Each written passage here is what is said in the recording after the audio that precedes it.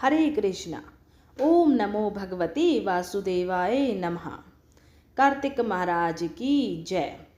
सर्वोच्च भगवान श्री कृष्ण आप सभी भक्तों पर अपना आशीर्वाद सदा सर्वदा बनाए रखें और आप सभी की मनोकामनाएं पूर्ण करें। आज कार्तिक मास के 7वें दिन आप सभी सुनेंगे कार्तिक मास महात्म्य का 7वां अध्याय।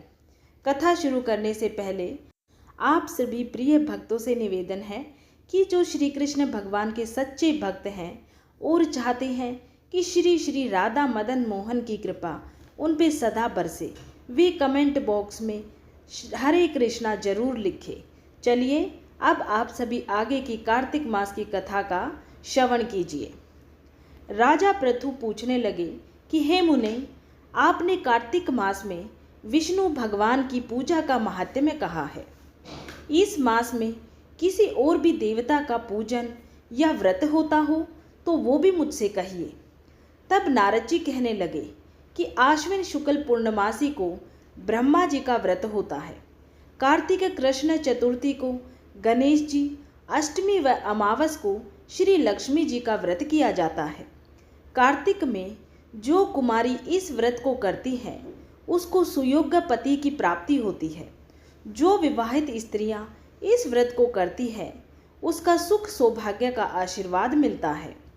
प्रातःकाल स्नान आदि से निवृत्ति होकर चंदन आदि से गणेश जी का पूजन करके फिर उत्सव मनाकर भोजन करें। स्त्रियों को अपने सौभाग्य के लिए इस व्रत को अवश्य ही करना चाहिए। तब नारद जी कहने लगे कि हे राजा पृथु, इस व्रत का इतिहास मैं तुमसे कहता हूँ, तुम ध्यानपूर्वक सुनो। भद्रवती नाम की एक पुरी में सुधर्मा नाम का एक राजा था। उसके रविदत्त, सुशर्मा, जय शर्मा और सुशोभन नाम वाले 4 पुत्र और वीरमती नाम वाली एक कन्या थी। उस कन्या वीरमती का विवाह देवव्रत के साथ हो गया। वे दोनों बड़े ही प्रेम के साथ रहते थे। एक दिन अचानक घर में बैठे हुए देवव्रत को सांप ने काट लिया, जिससे उसकी मृत्यु हो गई। वीरमती बहुत जोर जोर से रोने और चिल्लाने लगी। उसके चारों भाई तथा माता पिता भी वहां पर आ गए और सारा परिवार दुख रूपी समुद्र में डूब गया। उसी समय दुखों को दूर करने वाले पुलस्त्य ऋषि भी वहां पर आ पहुंचे। राजा ने हाथ जोड़कर कहा कि हे महाराज, कौन से मैंने ऐसे पाप कर्म किए जिससे मेरी ये कन्या विधवा हुई है। तब पुलस्त्य जी ने कहा कि हे राजन, कार्तिक मास में तुम्हारी इस कन्या ने गणेश चतुर्थी का व्रत नहीं किया था, इसी पाप से ये विधवा हुई है। अगर तुम्हारी कन्या अब भी विधि विधान पूर्वक इस व्रत को करे तो उसका मृतक पति जीवित हो जाएगा। ये कहकर ऋषि तो चले गए और राजा ने अपने जमात्र के मृत शरीर को तेल में डलवा दिया। जब कार्तिक मास आया तो उसकी कन्या ने विधिवत व्रत करके उद्यापन में ब्राह्मणों को बहुत सा धन दिया, जिसके प्रभाव से उसका मृतक पति फिर से जीवित हो गया। अतः सौभाग्यवती स्त्रियों को अपने सौभाग्य की रक्षा तथा संतान प्राप्ति के लिए ये व्रत अवश्य ही करना चाहिए। आज का अध्याय समाप्त हुआ। इससे आगे का अध्याय आप सभी कल की वीडियो में सुनिएगा। बोली श्री हरि नारायण भगवान की जय। चलिए अब आप सभी सुनिए घर में सुख सौभाग्य देने वाली, धन धान्य के भंडारे भरने वाली, कार्तिक मास में सुनी जाने वाली पुण्य फलदायी कहानी। एक समय की बात है, किसी नगर में एक बूढ़ा व्यक्ति रहता था और उसकी 7 बहुएं थी। एक बार कार्तिक का महीना आया और उसने अपनी बहुओं से कहा कि मैं कार्तिक का स्नान करूँगा, क्या तुम इसे निभा दोगी। 7 में से 6 बहुओं ने मना कर दिया, लेकिन बड़ी बहू ने कहा कि मैं निभा दूंगी। बूढ़ा हर रोज सुबह उठता और नदी पर स्नान करके घर आता। गीली धोती को वह बड़ी बहू के आंगन में सुखा देता। जैसे जैसे उस गीली धोती में से पानी की बूंदें जमीन पर गिरती, वैसे ही वह हीरे मोतियों में बदल जाती। धोती से हीरे मोती गिरते देख बाकी 6 बहुओं से रहा नहीं गया और वे बोली कि हम भी बूढ़े को अपने यहाँ नहाने को बोलते हैं।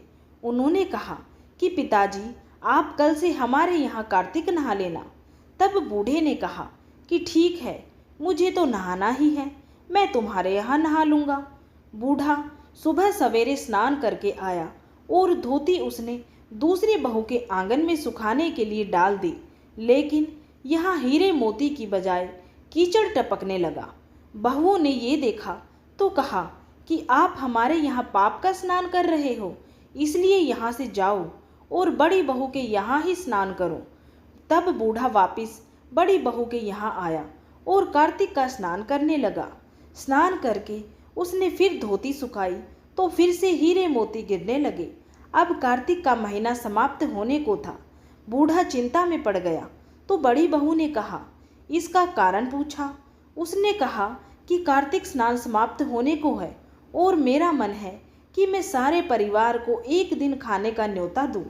तब बड़ी बहू ने कहा कि पिताजी, इसमें चिंता की क्या ही बात है, आप सभी को बुला ले, मैं खाना बना दूंगी। तब बूढ़ा सभी को निमंत्रण देने गया तो बाकी बहुओं ने कहा कि जब तक ये घर पर रहेगी हम खाने पर नहीं आएंगे। तब बूढ़ा फिर से चिंता में घिर गया कि ऐसे कैसे होगा और सूखने लगा।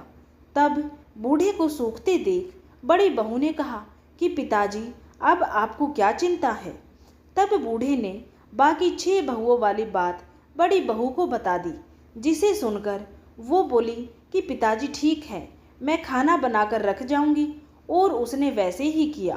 खाना बनाकर रख दिया और अपने लिए 4 रोटी लेकर खेत पर चली गई। इधर 6 बहुओं ने खाना खा लिया, लेकिन जाने से पहले बाकी बचे खाने में कंकड़ पत्थर डाल गई कि बड़ी बहू आएगी तो परेशान होगी। इधर खेत में बैठकर बड़ी बहू कहने लगी कि राम जी की चिड़िया, राम जी का खेत, चुग लो चिड़िया भर भर पेट। मेरे ससुर ने घर में जगह दी है और मैंने खेत में चिड़िया को बाजरा डालकर जब वो घर आ गई। घर आई तो बूढ़ा फिर उदास बैठा था। उसने फिर पूछा कि ये उदासी क्यों, सब ठीक ठाक निपट तो गया ना। तब बूढ़ा बोला कि हाँ, सब ठीक निपट गया, लेकिन वो तेरी देवरानियाँ बाकी बचे खाने में कंकड़ पत्थर व मिट्टी डाल गई है। बहू ने कहा कि कोई बात नहीं पिताजी, मैं तो अपने लिए 4 रोटी फिर से बना लूँगी। बहू बूढ़े से बात करके घर के भीतर जाकर खाने को देखने लगी, लेकिन वो क्या देखती है कि जिस खाने में वो सब कंकड़ पत्थर डाल के गई थी वो सब हीरे मोती में बदल गए हैं। घर की जगह महल खड़ा हो गया है और धन दौलत से भर गया है। अन्न के भंडार घर में भरे पड़े हैं। वो बूढ़े को बुलाकर कहती है कि पिताजी, आपने तो कहा था कि मेरे लिए कुछ नहीं बचा है, लेकिन यहाँ तो हीरे मोतियों के भंडार हो गए हैं, पूरे घर में धन की वर्षा हो रही है। तब ये सब चीज़ें देखकर बूढ़ा बोला कि बेटी, तुमने सच्चे मन से कार्तिक स्नान निभाया था, लेकिन बाकी बहुओं ने पापी मन से इसे निभाया, इसीलिए कार्तिक देवता तुमसे प्रसन्न हुए और ये फल दिया है। हे कार्तिक देवता, जैसे आपने बड़ी बहू की सुनी वैसे ही आप सभी की सुनना। बोलिए कार्तिक महाराज की जय। अगर आप सभी को ये कहानी, ये वीडियो अच्छी लगी है तो वीडियो को लाइक ज़रूर करना और आगे के अध्याय सुनने के लिए अगर अभी तक चैनल को सब्सक्राइब नहीं किया है तो चैनल को सब्सक्राइब ज़रूर करें।